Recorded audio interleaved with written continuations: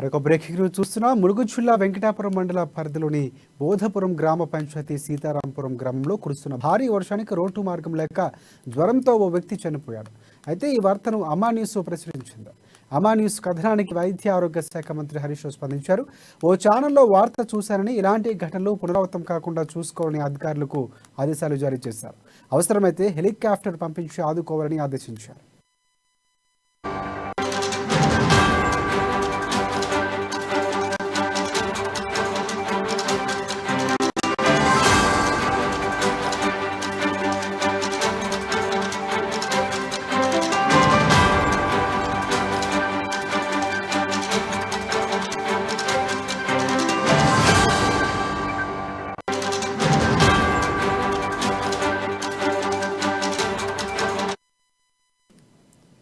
మరొక బ్రేకింగ్ ను చూస్తున్నాం. ములుగు జిల్లా వెంకటాపురం మండల పరిధిలోని బోధపురం గ్రామ పంచాయతీ సీతారాంపురం గ్రామంలో కురుస్తున్న భారీ వర్షానికి రోడ్డు మార్గం లేక జ్వరంతో ఓ వ్యక్తి చనిపోయాడు. అయితే ఈ వార్తను అమా న్యూస్ ప్రచురించింది. ఇక అమా న్యూస్ కథనానికి వైద్య ఆరోగ్య శాఖ మంత్రి హరీష్ రావు స్పందించారు. ఓ ఛానల్లో వార్త చూశారని ఇలాంటి ఘటనలు పునరావృతం కాకుండా చూసుకోవాలని అధికారులకు ఆదేశాలు జారీ చేశారు. అవసరమైతే హెలికాప్టర్ పంపించి ఆదుకోవాలని ఆదేశించారు.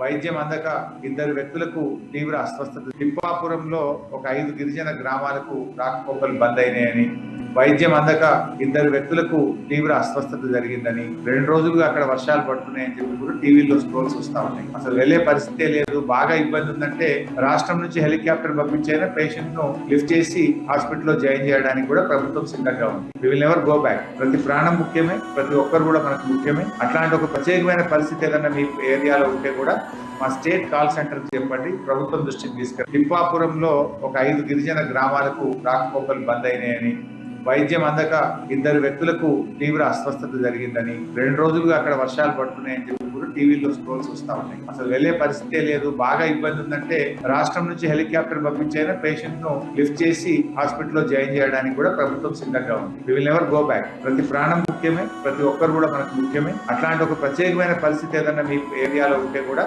మా స్టేట్ కాల్ సెంటర్ చెప్పండి, ప్రభుత్వం దృష్టికి తీసుకెళ్ళి. తిప్పాపురంలో ఒక 5 గిరిజన గ్రామాలకు రాకపోకలు బంద్ అయినాయని, వైద్యం అందక ఇద్దరు వ్యక్తులకు తీవ్ర అస్వస్థత జరిగిందని, 2 రోజులుగా అక్కడ వర్షాలు పడుతున్నాయని చెప్పి కూడా టీవీలో స్క్రోల్స్ వస్తా ఉన్నాయి. అసలు వెళ్లే పరిస్థితే లేదు.